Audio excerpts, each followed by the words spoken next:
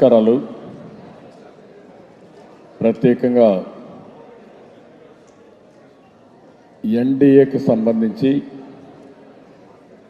కొత్తగా మనం ఎన్డీఏ అలయన్స్లోకి వచ్చాం. ముగ్గురు ప్రధాన పార్ట్నర్స్గా కేంద్రంలో అధికారంలో ఉన్న బీజేపీ, ఇక్కడ పవన్ కళ్యాణ్ గారి నాయకత్వంలో జనసేన, అదే మాదిరిగా తెలుగుదేశం పార్టీ ముగ్గురం కలిసి ఎన్నికల్లో ముందుకు పోతున్నాం. ఈ సందర్భంగా Telugu Desam legal committee legal cell అధ్యక్షుడు పోసాని వెంకటేశ్వర గారు,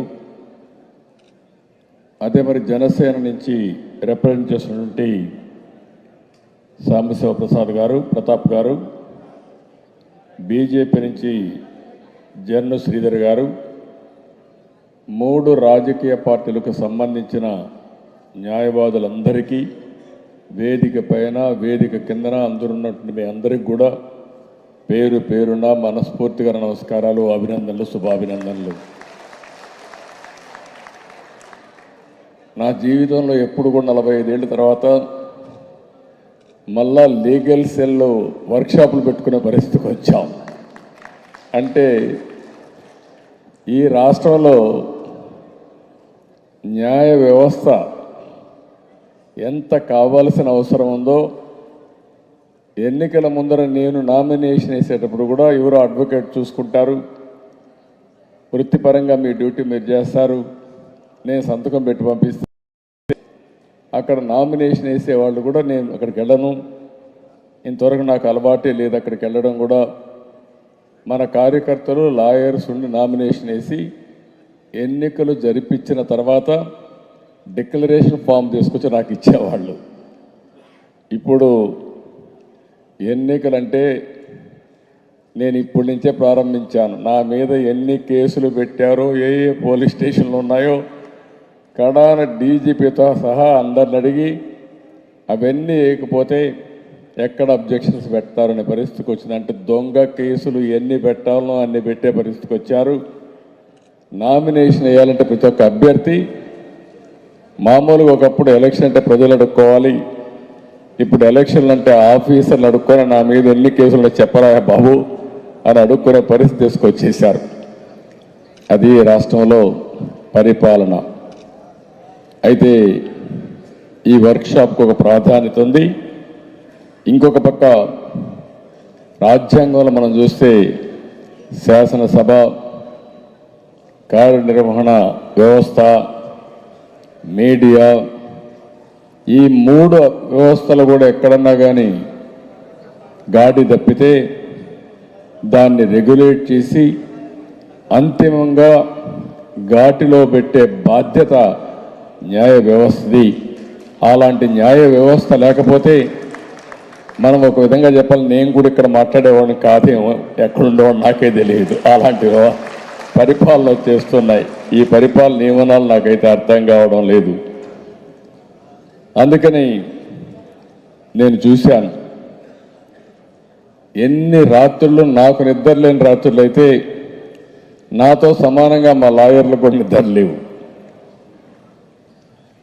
ఇక్కడ హైదరాబాద్లో ఉండే లాయర్సే కాకుండా రాష్ట్రంలో ప్రతి ఒక్క ప్రాంతంలో సాటర్డే వస్తే ప్రొక్లైన్స్ వస్తాయి, అరెస్టులు ఉంటాయి. అక్కడి నుంచి లాయర్స్ రావడం, ఆర్గ్యూ చేయడం, ఎన్ని ఆర్గ్యూ చేసినా ఒక రోజంతా 24 గంటలు 48 గంటలు ఒకసారి ఇల్లీగల్ కస్టడీ అవన్నీ పెట్టి మొత్తం పోలీస్ స్టేషన్ బయట కొన్ని రోజులు నిద్రలేని రాత్రులు గడిపినటువంటి సంఘటనలు నేను చూశాను. ఎప్పుడు కూడా నా జీవితంలో లాయర్స్ పైన దాడులు జరిగేటి కాదు. అలాంటి లాయర్స్ పైన కూడా దాడులు జరిగి లాయర్లు కూడా కోర్టుకు వెళ్ళి నాకు అన్యాయం జరిగిందని చెప్పుకునే పరిస్థితికి వచ్చేసాం. ఏది ఏమైనా ఇలాంటి పరిస్థితులను చూసిన తర్వాత ఈరోజు నాకు అనిపిస్తుంది, ఈరోజే గడిచిన రోజులు ఒకసారి జ్ఞాపకం చేసుకుని స్థానిక సంస్థల ఎన్నికలు ఎట్టు జరిగాయో మీకు అందరికి గుర్తుంది. చాలా భయంకరంగా నామినేషన్లు వేయడానికే వీలు లేదు. అక్కడి నుంచి ప్రారంభమైంది. బెదిరిస్తారు, భయపెడతారు, వాళ్ళకి కావాల్సిన సర్టిఫికేట్స్ ఇవ్వరు. అక్కడి నుంచి నామినేషన్కి వేయాలని వస్తే దారిలో అడ్డం పెడతారు, ఏ నామినేషన్ వేయనీరు. ఒకవేళ అన్ని దాటుకొని నామినేషన్ వేస్తే స్క్రూటినీ అప్పుడు తీసేస్తారు. ఒకవేళ పోటీ చేసి ఒకటి రెండు మిగిలితే ఎలక్షన్లో రిజల్ట్స్ వాళ్ళకి ఫేవరబుల్గా వేసుకొని గెలిచిన వాడిని కూడా ఓడగొట్టే పరిస్థితికి వచ్చారు. కడాన ఎలక్షన్ కమిషనర్కే దిక్కు లేదు, స్టేట్ ఎలక్షన్ కమిషనర్ దిక్కు లేకుండా కేంద్ర సహాయం కోరే పరిస్థితికి వచ్చాడు. అలాంటివన్నీ సంఘటనలు మనం చూసాం. తిరుపతిలో ఎలక్షన్లు చూస్తే, బై ఎలక్షన్లు చూస్తే దొంగ ఓట్లు ఇష్టానుసారంగా ఒకటి కాదు అన్నీ జరిగాయి. ఈరోజు ఇవన్నీ చూస్తే మనం అందరం కూడా ఎలాంటి పరిపాలనలో ఉన్నాం. దీనికి అంతం పలకపోతే ఈ రాష్ట్ర అభివృద్ధి లేదు. అందుకే నేను ఒకటే స్లోగన్ ఇచ్చా, ప్రజలు గెలవాలి, రాష్ట్రం నిలబడాలి అనే స్లోగన్ కింద ఈరోజు మనం అందరం ముందుకు పోతున్నాం. రేపే ప్రధానమంత్రి గారి మీటింగ్ కూడా ఉంది. ప్రజాగళం మొదటి మీటింగ్. ఇప్పుడే మీరు సర్వేలన్నీ చూస్తున్నారు. ఆల్ ఇండియా లెవెల్లో రాష్ట్రంలో రాబోయేది కేంద్రంలో ఎన్డీఏ ప్రభుత్వం, రాష్ట్రంలో ఎన్డీఏ ప్రభుత్వం. దాంట్లో అనుమానమే లేదు. అందరం కలిసి గెలుస్తున్నాం. మీకు అనుమానమే అవసరం లేదు. మామూలు మెజారిటీ కాదు. ఈ సైకోకి కళ్ళు తిరిగి మూర్చబోయే మ్యాండేట్ రాబోతుంది రేపు. ఈరోజే ఎన్నికలు అనౌన్స్ చేశారు. ఇంకా డేట్స్ నేను చూడలేదు, ఇప్పుడే వచ్చాను మీ మీటింగ్కి. కౌంట్ డౌన్ ప్రారంభం అయింది. నిన్నటి వరకు, ఈరోజు సాయంత్రం వరకు ఒక ఎత్తు అయితే, ఇప్పుడు స్వాతంత్రం వచ్చినప్పుడు ఎంత హ్యాపీగా ఫీల్ అయ్యారో, ఇప్పుడు రాష్ట్రంలో ఈ ఉన్మాదుల రాజ్యం నుంచి మా అందరికీ స్వతంత్రం వచ్చిందని ప్రజలు పండుగ చేసుకునే పరిస్థితికి వచ్చారు, వేడుకలు చేసుకునే పరిస్థితి వచ్చారు. రేపటి నుంచి మీరు చూడబోతున్నారు ఓపెన్గా రోడ్ల మీదకి ప్రజలు వచ్చి ఈ ఎన్డీఏ అలయన్స్కి పూర్తిగా సహకరిస్తారని చెప్పి నేను మీకు తెలియజేస్తున్నా. గెలవడానికి అనుమానమే లేదు. గెలవడం 100% గెలిచేది ఎన్డీఏ. అటు కేంద్రంలో ఎన్డీఏ ప్రధానమంత్రి మోడీ గారి ఆధ్వర్యంలో 400+. ఇంతవరకు చరిత్రలో ఎప్పుడూ రానంత నెంబర్ రావాలనేది ఒక ప్రణాళిక వేసుకొని ముందుకు పోతున్నారు. అదే మాదిరిగా మన రాష్ట్రంలో ఇంతవరకు చరిత్రలో ఇంత మెజారిటీ ఎప్పుడు రాని విధంగా ఎన్డీఏ స్వీప్ చేయబోతున్నాం. అది జరుగుతుంది. దీనివల్ల రాబోయే రోజుల్లో సునాయాసంగా అభివృద్ధి అవుతుంది. ఏదైతే కోల్పోయామో ఆ నష్టాన్ని భర్తీ చేసుకునే రోజులు తొందరలోనే ప్రారంభమవుతాయి. ఈ రాష్ట్రానికి అన్ని వనరులు ఉన్నాయి. బ్రహ్మాండమైనటువంటి సహజ వనరులు ఉన్నాయి. సహజ వనరుల్లో మీరు చూస్తే భూగర్భ ఖనిజ సంపద ఉంది. పోలవరం, కృష్ణా నదులైతే సౌత్ ఇండియాలో ఎక్కడా లేనటువంటి వాటర్ రిసోర్సెస్ ఉన్నాయి. ఈస్ట్ కోస్ట్లో సముద్ర తీరం ఉంది. ఇండియాలో బెస్ట్ కోస్ట్ ఏదైనా ఉందంటే అది ఆంధ్రప్రదేశ్లో ఉండే ఈస్ట్ కోస్ట్ అనే విషయం మీరు గుర్తుపెట్టుకోవాలి. అన్నింటికంటే ముఖ్యంగా తెలివైన ప్రజలు ఉన్నారు ఇక్కడ. ఈరోజు ఇక్కడ ఉండే ప్రజానికం, తెలుగు జాతిని మీరు ఒకసారి చూస్తే, భారతదేశంలో హైదరాబాద్ నగరం ఈరోజు ఇండియాలోనే one of the best city, most liveable city నిర్మాణం చేసుకున్నాం. తెలుగు వాళ్ళు ఐటీ అడాప్ట్ చేసుకొని ప్రపంచం అంతా రాణించే పరిస్థితికి వచ్చారు. అన్నీ ఉండి ఈ రాష్ట్రంలో దేశం 2047 వైపు దూసుకుపోతూ ఉంటే మన రాష్ట్రం రాతి యుగం వైపు వెనక్కి తీసుకెళ్ళిపోతున్నాడు ఈ దుర్మార్గుడు. అందుకే దీనికి మీ అందరికీ బాధ్యత ఉంది.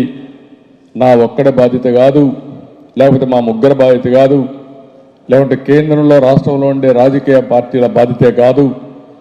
ఇది ప్రతి ఒక్కరి బాధ్యత, ప్రతి ఒక్క పౌరుడి బాధ్యత. స్వాతంత్రం కోసం ఏ విధంగా అయితే లాయర్స్ పోరాడారో ఈరోజు ఒక ఉన్మాది పాలన నుంచి రాష్ట్రాన్ని కాపాడడానికి రాష్ట్రంలో ఉండే మేధావులు ముందుకు రమ్మని మరొక్కసారి పిలిపిస్తున్నా. ఇంటింటికి మీరు చెప్పాలి. 5 సంవత్సరాలు ఒక ఎత్తు అయితే రాబోయే 40 రోజులు ఉంటుంది. ఆ డేట్స్ బట్టి తెలుస్తుంది. ఈ 40 రోజులు ఒకే స్లోగన్గా ఉండాలి. ప్రజలు గెలవాలి, రాష్ట్రం నిలబడాలి. రాజకీయాలు కాదు, కులం కాదు, మతం కాదు, ప్రాంతం కాదు. మన పిల్లల భవిష్యత్తు బాగుండాలంటే ఇలాంటి దుర్మార్గమైన పాలన పోవాలనేది ఒక నినాదంగా తీసుకొని మనం ముందుకు పోవాల్సిందిగా నేను కోరుకుంటూ చేస్తారని చెప్పి మనస్ఫూర్తిగా ఆశిస్తున్నా. ఇక్కడికి వచ్చినప్పుడు ఒకటే నేను మిమ్మల్ని కోరుతున్నాం. ఈరోజు ఈ ప్రభుత్వం ఏమీ చెయ్యలేదు లాయర్స్ కూడా. నేను ఒకటే చెప్తున్నాను, ప్రజలకే కాదు లాయర్స్ కూడా స్వర్ణ యుగాన్ని తలపించే విధంగా పనులు చేసే బాధ్యత ఈ అలయన్స్ మేము తీసుకుంటాం. ఈరోజు ఇక్కడ చూస్తూ ఉంటే వీళ్ళు లా నేస్తామని ఒక స్కీమ్ పెట్టి 5,000 రూపాయలు ఇస్తామని 2,677 మందికి ఇచ్చారు. ఈరోజు నేను హామీ ఇచ్చేది మీ అందరికీ, ప్రతి ఒక్కరికి ఏదైతే న్యాయ మిత్ర పేరుతో 7,000 రూపాయలు స్టైఫండ్ ఇవ్వడానికి నిర్ణయం చేస్తాం. అది కూడా నెంబర్ కూడా 3,500 మందికి తక్కువ కాకుండా ఇచ్చే బాధ్యత తీసుకుంటామని మీ అందరికీ హామీ ఇస్తున్నా. ఇది కాకుండా రెండోది మీరు చూస్తే 100 కోట్లు ఇస్తానని 25 కోట్లు ఇచ్చాడు. నేను ఒకటే హామీ ఇస్తున్నా, 100 కోట్లు ఇస్తామని చెప్పి 100 కోట్లు మీకు ఇచ్చే బాధ్యత తెలుగుదేశం పార్టీ, జనసేన, బీజేపీ మేమందరం కలిసి సమిష్టిగా తీసుకుంటాం. కార్పస్ ఫండ్ రిలీజ్ చేస్తామని చెప్పి కూడా నేను మీకు తెలియజేసుకుంటున్నాను. ఇది కాకుండా మెడికల్ క్లెయిమ్స్, అదే మరి యాక్సిడెంట్ పాలసీ, ఇవన్నీ కూడా మనం ప్రీమియం కట్టాలి. కనీసం 5 లక్షల రూపాయలు మెడికల్ క్లెయిమ్ కోసం, 15 లక్షల రూపాయలు యాక్సిడెంట్ పాలసీ కోసం. ఎంత ప్రీమియం అయితే అంత ప్రీమియం కట్టి, అంటే ఒక పక్క యాక్సిడెంట్ అయ్యి చనిపోతే 15 లక్షలు, లేకపోతే మెడికల్ రీఎంబర్స్మెంట్ ఏదైనా ఉంటే 5 లక్షల వరకు కట్టే బాధ్యత తీసుకుంటామని చెప్పి కూడా నేను మీకు తెలియజేస్తున్నా. ఇంకా ఏదైనా మెయిన్ ఇష్యూస్ ఉంటే సరే, ఇంకంతా మీరందరూ ఉన్నారు, కష్టపడ్డారు, మిమ్మల్ని గౌరవించాలి. హౌస్ ప్లాట్స్ కూడా ఇవ్వడానికి అన్ని విధాలని ప్రయత్నం చేస్తాను. రాత్రింబగళ్ళు న్యాయం కోసం పోరాడే మీకు ఇంటి జాగాలు లేకుండా కరెక్ట్ కాదు. తప్పకుండా చేసి మీ రుణం తెచ్చుకుంటాం. ఇదే కాకుండా ఇంకొక పక్కన మీరు చూస్తే ఏదైతే ఇప్పుడు వచ్చిన చట్టం, కొత్త చట్టం ఒకటి తీసుకొచ్చాడు దుర్మార్గమైన ముఖ్యమంత్రి, ల్యాండ్ టైటిలింగ్ యాక్ట్ అంట. ఈ ల్యాండ్ టైటిలింగ్ యాక్ట్ అయితే నాకైతే ఇంతవరకు అర్థం కాల. 15 ఏళ్ళ నుంచి నేను ముఖ్యమంత్రిగా 14 ఏళ్ళున్నా, 45 ఏళ్ళు రాజకీయంలో ఉన్నా. నిన్నే చెప్పాను నేను ఒక మాట, ఒక దుర్మార్గుడి చేతల్లో టెక్నాలజీ ఉంటే ఏ విధంగా ఇబ్బందులు వస్తాయో ఈ పరిపాలన ఒక ఉదాహరణ. నిన్నే మీరు చూస్తే ఏపీపీఎస్సీ ఎంత దారుణంగా చేశారో మీరు చూశారు. అడ్డంగా ఏవైతే పరీక్షలు రాసిన తర్వాత రిటర్న్ మ్యాన్స్క్రిప్ట్స్ అన్ని కూడా, వాళ్ళ పరీక్ష ఫలితాలు కూడా మనుషులు మాన్యువల్ వాల్యుయేషన్ చేయాల్సింది డిజిటల్ వాల్యుయేషన్ చేయడం. కోర్టు మీకు డైరెక్షన్ ఇచ్చిన ఆ డైరెక్షన్ ప్రకారం మళ్ళా రెండోసారి వాల్యుయేషన్ చేయడం, అది మాన్యువల్గా చేయడం. చేసిన తర్వాత వీళ్ళకు ఉద్యోగాలు ఇచ్చుకోవాలి కాబట్టి డిఎస్పీ లేకుంటే సబ్ కలెక్టర్ ఉద్యోగాలు 3వ సారి ఎగ్జామ్ పెట్టి 2 సార్లు కోర్టు చెప్పిన కోర్టు ఆదేశాలు కూడా విస్మరించి ఇష్టానుసారంగా రాంగ్ అఫిడవిట్ వేసి కోర్టు కూడా పక్కదారి పట్టించారు. 5 ఏళ్లు పోరాడితే నిన్న జడ్జిమెంట్ వచ్చింది. నాకైతే చాలా బాధ వేస్తుంది. నాకు తెలుసు ఒక క్లయింట్గా ఈ 5 ఏళ్లు మేము ఎట్టా అవస్థపడ్డామో నేను చూశాను. నాకొక్కడికే కాదు, నాతో కలిసి పోరాడిన వాళ్ళని కాపాడుకోవడానికి వాళ్ళు జైల్లో ఉంటే నేను ఇంట్లో ఉంటే ఆనందంగా ఉండలేను. వాళ్ళు కోర్టు హాల్లోనో పోలీస్ స్టేషన్లో ఉంటే చేయని తప్పుకి ఇంట్లో నిద్ర వచ్చే పరిస్థితి లేదు. రోడ్డు మీద తీసుకుపోతా ఉంటే ఎక్కడ ఏం చేస్తారో తెలియదు. రాత్రింబగుళ్ళు మీరు చూశారు, నర్సాపూర్ ఎంపీని పోలీస్ కస్టడీలో టార్చర్ చేసి ఎక్కడ చంపేస్తారని రాత్రంతా మెలుకొని జాగారం చేసి అతన్ని కాపాడాం. ఆ రోజు మనం కాపాడకపోతే ఆ రోజు ఆ వ్యక్తిని చంపేసేవారు. కాబట్టి ఇలాంటి చాలా జరిగాయి. ఏది ఏమైనా ఈ రోజుతో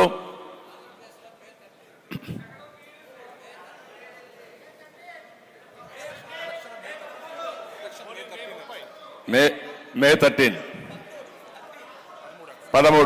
13 మా వాళ్ళు చాలా హుషారుగా ఉన్నారు. విషయం కూడా చెప్పేశారు. ఆంధ్రప్రదేశ్లో పోలింగ్ 13th మే. ఇది హిస్టారికల్ డే. ఎగ్జాక్ట్ గా మనం చూస్తే ఈరోజు 16, 47 రోజులు ఉంది. 47 కాదు, 57 రోజులు. 57 రోజులు ఉంది. 57 రోజుల్లో చరిత్ర తిరగ రాయబోతున్నాం. ఒక సైకోని ఇంటికి పంపించబోతున్నాం. నేను ఇప్పుడు ఒకటే కోరుతున్నా, ఎలక్షన్ కమిషన్ డేట్స్ అనౌన్స్ చేసింది కాబట్టి కోడ్ ఆఫ్ కాండక్ట్ ఇప్పటి నుంచే వస్తుంది. కాబట్టి మీరెవ్వరూ భయపడాల్సిన పని లేదు. భయపడుతూ ఇంట్లో ఉండేవాళ్ళు కూడా కావరెగరేసుకుంటూ బయట వచ్చి వేడుకలు జరుపుకొని ప్రతి ఒక్కరికి ఏ లాభం జరుగుతుందో చెప్పి ఆనందంగా నడిపించాల్సిన అవసరం ఉంది. రేపటి నుంచి ఇంకా నీకే డౌట్ అవసరంలా ప్రకంపనలే. ఇంతవరకు ఎక్కడైతే ఎండలో ఉన్నారో అందరూ బయట వస్తారు. మొన్న పాపం రావాలనే అభిమానం ఉంది, వస్తే ఎక్కడ కేసు పెడతారని భయం ఉంది. ఎక్కడ పింఛను కట్ చేస్తాడో, ఎక్కడ రేషన్ కట్ చేస్తాడో, ఎక్కడ కేసు పెడతాడో, కేసు పెడితే ఎవరు వస్తారు నాకు అండగా అని చెప్పి భయపడ్డారు. ఇప్పుడు కేసులు పెట్టలేడు, పింఛన్లు కట్ చేయలేడు. కట్ అయ్యేది అతను పవర్ కట్ అవుతుంది, అక్కడి నుంచి ప్రారంభం అవుతుంది. ఎవరూ భయపడకుండా రాష్ట్రాన్ని కాపాడుకోవడానికి స్వేచ్ఛగా ముందుకు రమ్మని మరొక్కసారి అందరినీ ప్రార్థిస్తూ, దాంట్లో కీలక పాత్ర మీది, అడ్వకేట్స్ది. ప్రతి ఒక్క బార్లో మీరు ఉండాలి, ప్రతి ఒక్క ఊర్లో మీరు ఉండాలి. మామూలు వ్యక్తులు చెప్పేదానికి, ఇంటలెక్చువల్ చెప్పేదానికి చాలా వ్యత్యాసం ఉంటుంది. అందులో లాయర్లు అయితే ఇంకా బాగా నచ్చజెప్పే శక్తి మీకుంది. న్యాయమూర్తుల్ని మీరు నచ్చజెప్తా ఉంటారు ఆర్గ్యుమెంట్స్ ద్వారా. ఇప్పుడు మీరు రాష్ట్రాన్ని కాపాడడానికి మీరే ఎక్కడికక్కడ ప్రచారాన్ని చేసే పరిస్థితి రావాలి. అది మనం చేసుకుందాం. ఎందుకు నేను ఒకే ఒక విషయం వాళ్ళందరినీ గుర్తు చేసుకోమని కోరుతున్నా, మేధావులందరినీ కోరుతున్నా. నాకు ఏ మాత్రం అనుమానం లేదు, 2047కి భారతదేశం ప్రపంచంలోనే నెంబర్ 1గా లేకపోతే నెంబర్ 2గా ఉంటాం. ప్రపంచంలో భారతీయులు నెంబర్ 1గా ఉంటారు. ఏ దేశమైనా వెళ్ళండి, ఆ దేశంలో మన వాళ్ళే ఉంటారు. అదే సమయంలో మొత్తం తెలుగు వాళ్ళు ఉంటారు ఎక్కడ కూడా ప్రపంచం అంతా. మనందరి ఆకాంక్ష, అభిమతం ఒకటే, భారతదేశం ముందుకెళ్ళాలి. ఈ అభివృద్ధిలో మనం భాగస్వాములు కావాలి. ప్రపంచానికి భారతదేశం ఒక ఆదర్శం కావాలి. పేదరికం లేని సమాజాన్ని మనం ఏర్పాటు చేసుకోవాలి. అది మొట్టమొదటిసారిగా మన రాష్ట్రంలో కూడా పేదరికం పోవాలి, ఆర్థిక అసమానతలు తగ్గించాలి. అది సాధ్యం కావాలంటే మళ్ళీ కేంద్రం రాష్ట్రం రెండు కలిసి పనిచేయడం, ఈ మూడు రాజకీయ పార్టీల వల్లనే సాధ్యం. ఈ విషయం గ్రామ గ్రామంలో ఈ రోజు నుంచి మీరు కాఫీ తాగినా, టిఫిన్ తిన్నా, బస్సులో ఎక్కినా, లేకపోతే కారులో కూర్చున్నా దీని మీద ధ్యాస పెట్టమని, కాన్సన్ట్రేట్ చేయమని మరొక్కసారి కోరుకుంటూ, మీరు కేసు కోసం ఎట్లయితే రాత్రి అంతా కష్టపడతారో అంత కష్టం అవసరం లేదు. కానీ ఒక 15 దినానికి 1 గంట మీరు దీనికోసం వెచ్చించండి, ఫలితాలు మీరే చూస్తారు. అది మీ బాధ్యత, అది చేయాల్సిందిగా మరొక్కసారి అందరినీ కోరుకుంటూ చేస్తారని చెప్పి ఆశిస్తూ,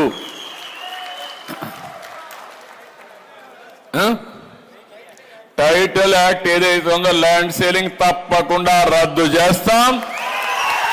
రద్దు చేసి ఇంకా పగడ్బందీగా ఏం చేయాలో మనం చేద్దాం. Thank you.